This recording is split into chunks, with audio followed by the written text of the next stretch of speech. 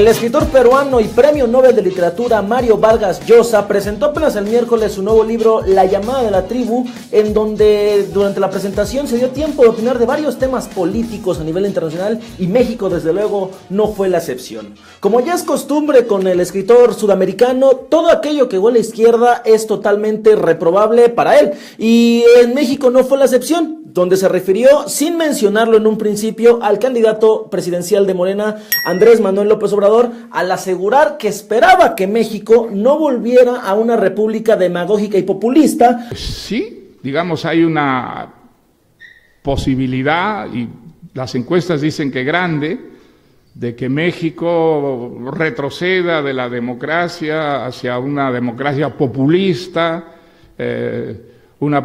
democracia demagógica.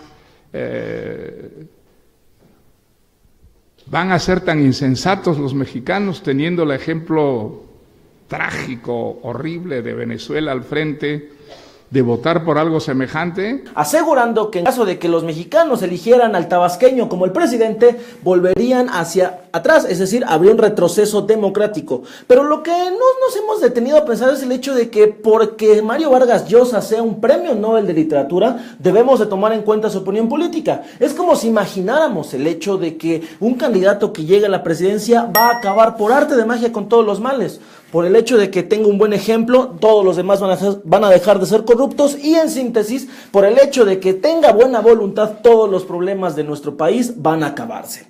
Así de tonto es creer que Mario Vargas Llosa está dando una opinión que no tiene un sesgo y que obviamente no tiene un interés, sino que responde a su cualidad histórica de siempre cuestionar aquello que no esté pintado de azul o de algún color en específico, o, por decirlo de otra manera, esté cargado hacia la derecha.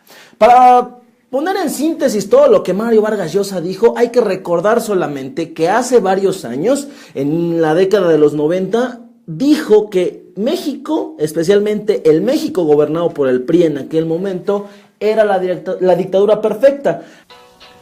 Yo recuerdo haber pensado muchas veces sobre el caso mexicano con esta fórmula: México es la dictadura perfecta. ¿A qué quería referirse el peruano con esto? Pues decía que México era un sistema político donde siempre había un partido dominante, y que eso pues, se podía equiparar a las dictaduras militares de Argentina, de Chile y otras que históricamente se han manifestado de esta manera. Sin embargo, en aquella ocasión el intelectual Octavio Paz echó por tierra los argumentos de Vargas Llosa y quedó ahí el episodio.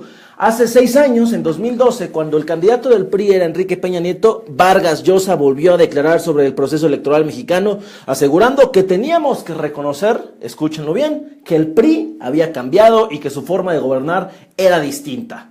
Sin embargo, pues la razón le dio una bofetada en la cara, porque después tuvimos casos como los de César Duarte, Javier Duarte, Roberto Borge, Rodrigo Medina, Andrés Granier y un larguísimo etcétera. Pero ahí no para todo. El hecho de que Vargas Llosa dé esta declaración ya motivó obviamente reacciones por parte de toda la sociedad, tanto los internautas como los propios involucrados, es decir, López Obrador y hasta su esposa.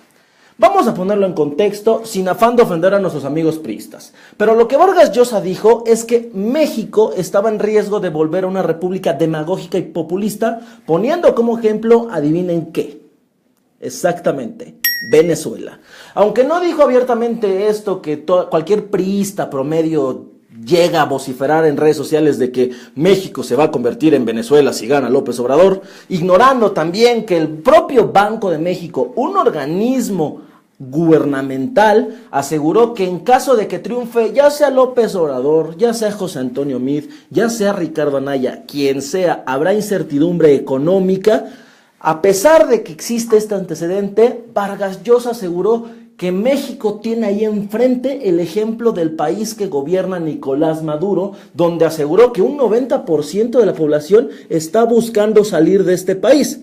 Habría que preguntarle al autor ¿Cuáles son sus datos? ¿De dónde sacó estos números? ¿Y cómo puede asegurar que un 90% de los venezolanos quiere dejar el país? No estamos poniendo en duda ni tampoco estamos defendiendo el régimen de Maduro, que sí tiene muchas cosas que cuestionársele. Sin embargo, creo que el hecho de que un premio Nobel de literatura debería elevar el debate y no caer en estos burdos juicios donde esperamos argumentos de alguien propio de su calidad y no de un priista promedio, repito, sin afán de ofenderlos. Pero si los amigos seguidores de López Obrador creen que estamos haciendo una inédita defensa del tabasqueño, no es así, solamente estamos poniendo en contexto la situación. El hecho de creer que México se convertirá en Venezuela por el mero hecho de que gane a alguien de izquierda, una izquierda muy particular como es la mexicana y que en poco se parece a la cubana, a la venezolana y a esa que internacionalmente e históricamente todos cuestionan, es simplemente, con todo respeto, no saber nada de historia ni tampoco de política y economía mundial.